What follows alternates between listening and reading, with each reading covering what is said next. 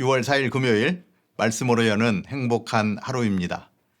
오늘 우리에게 주시는 말씀은 시편 4편입니다. 시편 4편은 다윗이 사랑하는 아들 압살롬에게 쫓기며 기록한 탄식시입니다. 어제 본문 시편 3편과 오늘 보는 시편 4편은 서로 짝을 이루는 시로 3편은 아침의 노래로 4편은 저녁의 노래로 불립니다. 압살롬의 반역을 피해 다니며 하나님께 간구하는 기도요, 또한 감사의 고백의 기도입니다.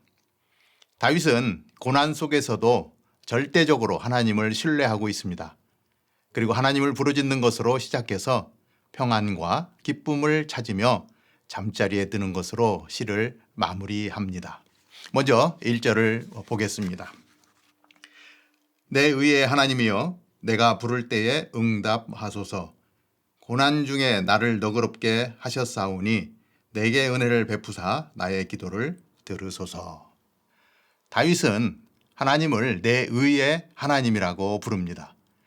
의로우신 재판장이신 하나님께 간절히 부르짖습니다. 하나님을 의로운 분으로, 너그러운 분으로, 은혜를 베푸시며 기도를 들어주시는 분으로 고백하고 있습니다. 다윗은 이전에도 고난 가운데서 또 많은 어려움에서 벗어나게 하신 하나님을 경험했습니다. 지금 고난 가운데 있지만 의로우신 하나님께서 구원해 주실 것을 신뢰하며 그 하나님께 부르짖고 있는 것입니다. 다윗은 사랑하는 아들 압살롬과 신하들이 일으킨 반역으로 바람 앞에 촛불 같은 위기에 빠져 있습니다. 그럼에도 불구하고 의의 하나님을 바라볼 때 평강 가운데 잠자리에 들며 안전하게 지켜주시는 여호와를 노래하고 있는 것입니다. 사랑하는 여러분, 고난 가운데 있습니까? 하나님을 신뢰하고 하나님 앞에 기도로 나아갈 수 있기를 바랍니다. 하나님께서 다윗을 사랑하시고 선택해 주신 것처럼 저와 여러분을 택하여 주셨습니다. 하나님은 우리를 계속해서 고난의 자리에, 아픔의 자리에 버려두지 않으십니다. 독생자 예수 그리스도를 내어주시는 그 사랑으로 우리를 감싸시고 또한 온전케 하십니다. 그 하나님을 신뢰하시기 바랍니다. 부르짖는 기도의 자리로 나아가는 것입니다. 그러면 의로우신 하나님께서 우리를 위로해 주시고 은혜를 베풀어 주실 것입니다.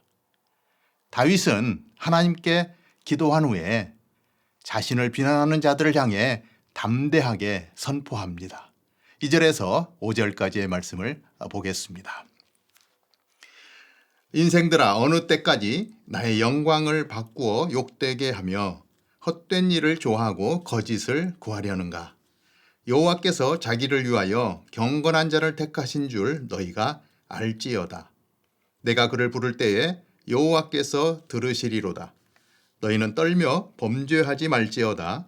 자리에 누워 심중에 말하고 잠잠할지어다.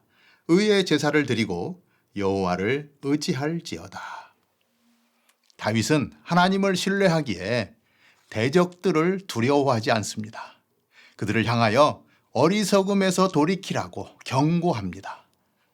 그들은 여호와께서 자기를 위하여 경건한 자를 택하시고 사랑하시는 것을 알고 더 이상 범죄하지 말고 하나님을 예배하고 의지하라고 선포합니다.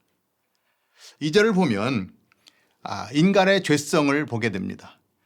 영광을 바꾸어 욕이 되게 하고 헛된 일을 좋아하는 것 모두 죄성에서 나오는 것입니다.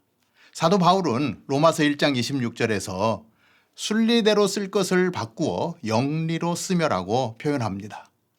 좋은 것, 아름다운 것, 영광스러운 것을 나쁜 것, 추한 것, 수치스러운 것으로 바꾸려는 인간의 죄성이 있다는 것입니다. 하나님을 떠나면 우리는 그 죄성에서 자유로울 수 없습니다. 자기의 유익을 위하여 무엇이든지 하게 되는 죄의 자리로 들어가는 것입니다. 다윗은 그들을 향하여 선포합니다. 더 이상 범죄하지 말라고. 그리고 하나님을 예배하고 하나님과의 관계를 바르게 하고 그를 의지하라고 권면하고 있습니다. 우리의 원수들은 하나님께서 우리를 거룩하게 구별하여 사용하신다는 사실을 알지 못합니다. 그동안 하나님께서 우리를 어떻게 인도하셨는지도 모릅니다. 그러기에 그들은 지금도 하나님 앞에서 범죄하고 있는 것입니다. 이 사실을 깨달을 수 있도록 우리는 그들을 위해 기도해야 합니다. 이것이 성도가 걸어가야 할 길이 아니겠습니까? 크리스찬의 삶은 상황에 매여 좌절하는 것이 아니라 상황을 뛰어넘는 그리고 상황을 리드하는 삶의 자리에 있어야 할 것입니다. 다윗은 상황을 뛰어넘어 기쁨과 평안을 누립니다. 6절에서 9절까지 말씀을 보겠습니다. 여러 사람의 말이 우리에게 선을 보일 자 누구뇨 하오니 여호와여 주의 얼굴을 들어 우리에게 비추소서. 주께서 내 마음에 두신 기쁨은 그들의 곡식과 새 포도주가 풍성할 때보다 더하니이다. 내가 평안히 눕고 자기도 하리니 나를 안전하게 살게 하시는 이는 오직 여호와 신이이다. 하나님을 모르는 사람은 절망적인 상황을 맞이하면 좌절합니다. 절망이 심해지면 견디지 못하고 심지어는 자살하는 경우도 생겨납니다. 아직도 한국은 자살률 세계 1위를 지키고 있습니다. 안타까운 상황이 아닐 수 없습니다. 하나님을 신뢰하는 자는 어떤 상황 가운데서도 기쁨과 평안을 누립니다. 고난 속에서도 하나님께 기도하면서 그 중심이 흔들리지 않기 때문입니다. 어떤 상황 가운데서도 하나님께서 나의 편에 서신다는 것을 알기에 결코 사람을 두려워하지 않는 것입니다.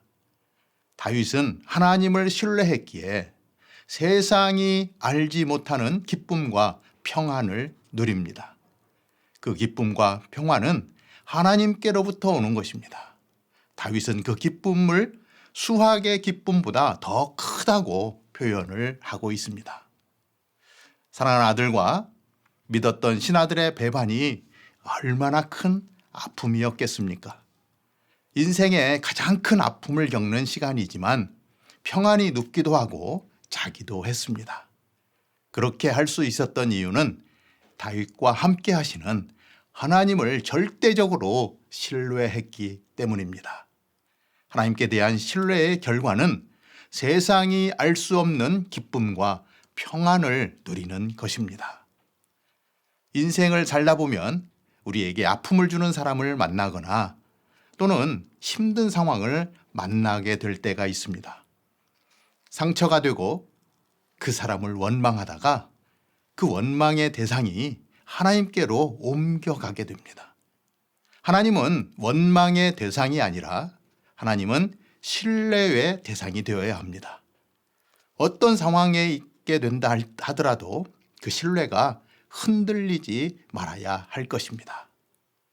사랑하는 성도 여러분, 혹시 고난 가운데 있습니까?